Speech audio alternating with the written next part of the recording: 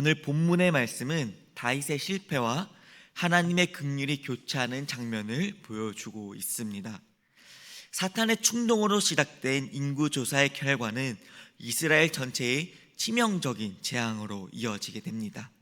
그러나 이 재앙의 끝에는 하나님의 긍휼이, 다윗의 회개가, 그리고 하나님의 백성을 향한 그 사랑이 다시 드러나게 됩니다.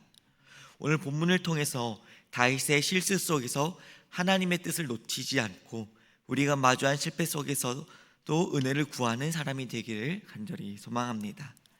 먼저는 하나님의 방법을 떠날 때 공동체가 흔들리게 된다는 것입니다.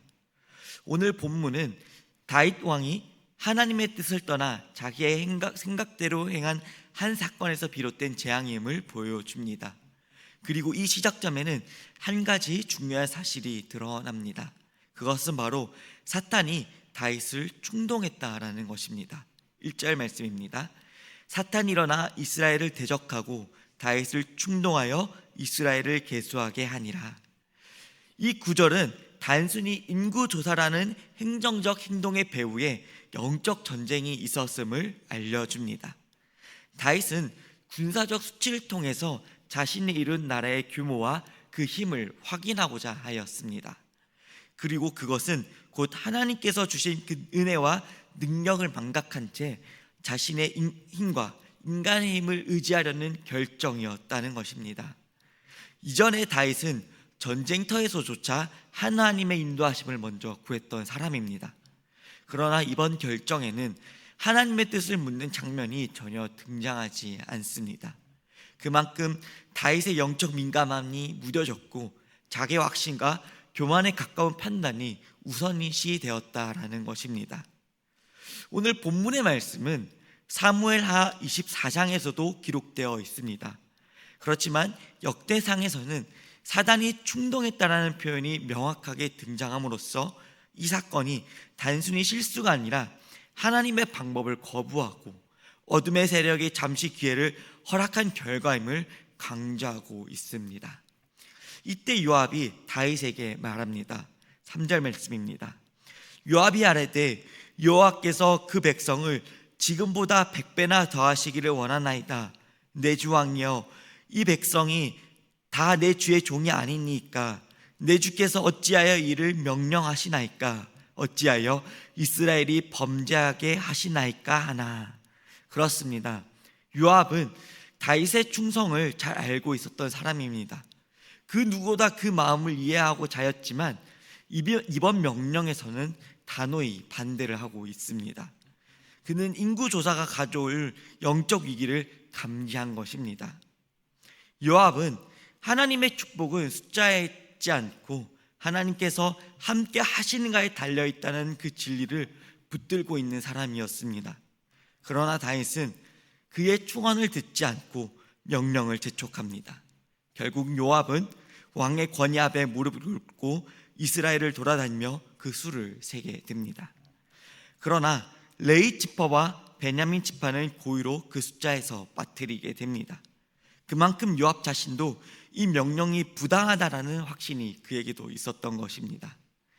이 장면에서 우리는 한 가지 중요한 교훈을 얻게 됩니다. 그 한 명의 지도자의 판단 하나가 수많은 이들의 삶을 흔들 수 있다는 것입니다.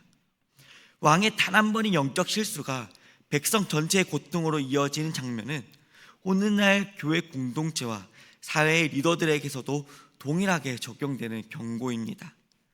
그런데 더 깊이 새겨야 할 진리의 말씀이 있습니다.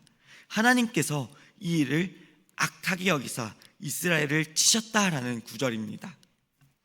즉 하나님의 진노는 단지 다윗 한 사람에게만 머무르지 않고 이스라엘 전체에게 영향을 미쳤다라는 것입니다. 이것이 바로 공동체의 운명을 결정짓는 영적 리더의 책임이라는 것입니다. 이 시대에 살아가는 우리도 다르지 않습니다. 교회든 가정에서든 일터에서든 내가 서는 그 자리에서 내가 무엇을 기준으로 판단하느냐에 따라 내가 속한 공동체는 회복의 길로 걸어갈 수 있고 위기의 길로 치달을 수도 있다라는 것입니다. 오늘 다윗의 이야기를 통해 우리가 반드시 기억해야 할 것은 내가 눈에 보이는 것보다 하나님의 임재를 구하는 사람의 임재를 구하며 사람의 인정보다 하나님의 뜻을 묻는 기도를 멈추지 말아야 한다는 것입니다. 내가 지혜롭다 생각했던 그 판단이 때로는 하나님의 방법과 정반대의 길일 수도 있다라는 것입니다. 하나님의 뜻을 잊은 채 내 방식대로 내린 결정이 뜻하지 않은 위기를 불러올 수 있다라는 것입니다. 그러므로 우리는 날마다 겸손히 하나님 앞에 나아가야 하는 것입니다. 날마다 하나님의 뜻을 묻고 내 마음에 그 교만이 스며들지 않았는지, 나의 결정에 공동체에 어떠한 영향을 주지는 않았는지 우리는 날마다 나 자신을 돌아보아야 한다는 것입니다. 우리가 하나님의 방법을 따르는 사람이 되기를 간절히 소망합니다. 그리고 그 방법은 늘 말씀과 기도와 순종의 자리에서 확인된다라는 것입니다. 두 번째, 진정한 회개는 하나님 앞에 엎드리는 것입니다. 다윗은 인구 조사를 마친 뒤 자신의 행동이 큰 죄였음을 고백하고 하나님 앞에 엎드립니다. 그리고 이렇게 고백합니다. 8절 말씀입니다. 다윗이 하나님께 아뢰되 내가 이 일을 행함으로 큰 죄를 범하였나이다. 이제 간구하옵나니 종의 죄를 용서하여 주옵소서. 내가 심히 미련하게 행하였나이다 하니라. 그렇습니다. 이 고백은 단순히 다윗의 감정의 표현이 아니었습니다. 자신의 죄를 정확하게 인식하고 그것이 하나님 앞에서 얼마나 무겁고 심각한 것인지 깨달았기에 나오는 철저한 회개의 고백이었습니다. 그는 심히 미련하게 행하였다 말하며 스스로의 어리석음을 인정합니다. 회개는 단순히 잘못했습니다라고는 말하는 그 수준을 넘어서는 것입니다. 진정한 회개는 자신의 행동이 하나님의 뜻과 얼마나 어긋났는지를 깨닫고 마음에 찢는 통회로 나아가는 것입니다. 다윗은 지금 그 마음으로 하나님 앞에 하나님께 엎드린 것입니다. 이후 하나님께서는 선지자 갓을 통해 세 가지의 징벌 중 하나를 택하라고 말씀합니다.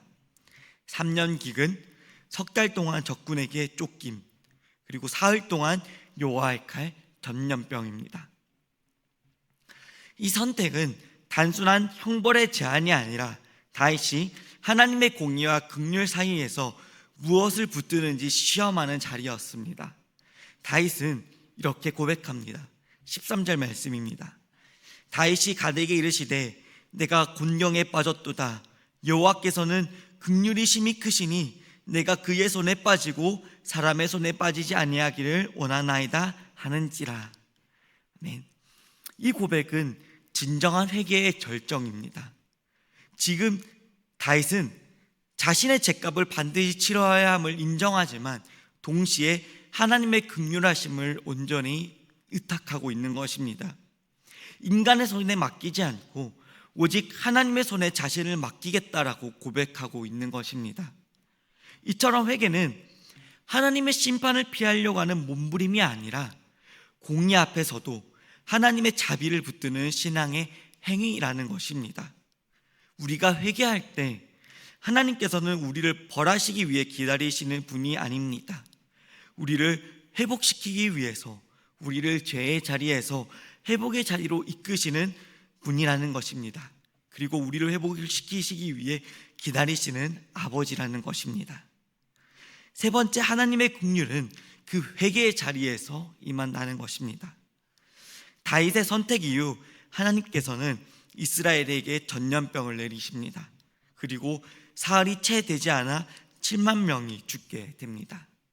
이 재앙은 다윗의 개인적인 죄로 시작되었지만 온 백성이 그 고통을 함께 겪게 되었습니다. 이는 공동체 안에서 죄의 파급력이 얼마나 무서운지 보여주는 것입니다. 그러나 여기서 이제 놀라운 장면이 등장합니다. 15절 말씀입니다. 하나님이 예루살렘을 멸하러 천사를 보내셨더니 천사가 멸하려 할 때에 여호와께서 보시고 이 재앙 내림을 뉘우치사 멸하는 천사에게 이르시되 족하다 이제는 내 손을 거두라 하시니. 아멘. 하나님께서는 회개하는 다윗의 마음을 보셨습니다. 예루살렘을 멸하려는 천사에게 이제 그만하라 되었다라고 명하십니다. 분명 다윗이 지은 죄는 분명 컸지만 그의 회개와 하나님의 긍휼이 더 크게 작용한 것입니다. 16절에서 다윗은 하늘을 향해 칼을 든 천사를 바라보며 장로들과 함께 굵은 베옷을 입고 얼굴을 땅에 대고 엎드립니다. 이것은 철저한 겸비와 눈물의 회개를 의미합니다. 그리고 다윗은 마지막으로 이렇게 간구합니다. 명령하여 백성을 계수하게 한 자가 내가 아니니까 범죄하고 악을 행한 자는 곧 나이니이다. 이 양떼는 무엇을 행하였나이까? 정하건대 나의 하나님 여호와여, 주의 손으로 나와 내 아버지의 집을 치시고 주의 백성에게 재앙을 내리지 마옵소서. 아멘. 다윗은 자신의 죄를 결단코 백성들에게 돌리지 않았습니다. 자신이 그 짐을 지겠다라고 간구하고 있습니다. 진정한 리더십이란 책임을 회피하지 않고 고통의 자리에서 백성을 위해 하나님께 엎드리는 모습입니다. 그리고 바로 이 회개의 자리에서 하나님의 긍휼하심이 임하게 되는 것입니다. 하나님의 긍휼은 회개하는 그 심령 위에 임하고 그곳에서 다시 회복의 역사를 시작하신다는 것입니다. 사랑하는 법한교회 성도 여러분, 하나님의 방법을 떠난 결정은 결국 그 공동체 전체에게 고통을 안기게 됩니다. 다윗은 사단의 유혹에 넘어 자신의 힘을 과신했고 그 죄의 대가는 정말 참혹했습니다. 그러나 중요한 것은 그는 죄를 깨달은 뒤에 하나님 앞에 철저히 회개의 자리로 나아갔고 그 회개의 자리에서 하나님의 긍휼하심이 임했다라는 것입니다. 이것은 우리의 신앙에 소망이 있습니다. 세상에 실수하지 않는 사람이 어디에 있겠습니까? 중요한 것은 실수하지 않는 사람이 아니라 내가 실수하고 죄를 범했을 때 하나님의 긍휼을 붙든 사람이 되어야 된다는 것입니다. 내가 하나님의 긍휼을 붙드는 사람이 되었을 때 그 회복의 길이 우리에게 임하게 된다는 것입니다. 우리가 엎드리는 그 자리에서 하나님의 긍휼은 결코 멈추지 않습니다. 오늘 이 새벽 우리의 자리에서도 다시 하나님의 긍휼하심을 구하기를 간절히 소망합니다. 정말 회개의 자리로 무너지는 마음을 다시 세우며 하나님의 손에 우리의 자신과 공동체를 맡기며 나아가는 우리 모두가 되기를 간절히 소망합니다. 함께 기도하시겠습니다. 거룩하신 하나님 아버지, 오늘 이 새벽 우리를 말씀 앞에 불러주시고 다윗의 실수와 회개 그리고 하나님의 긍휼을 깊이 묵상하게 하심을 감사드립니다.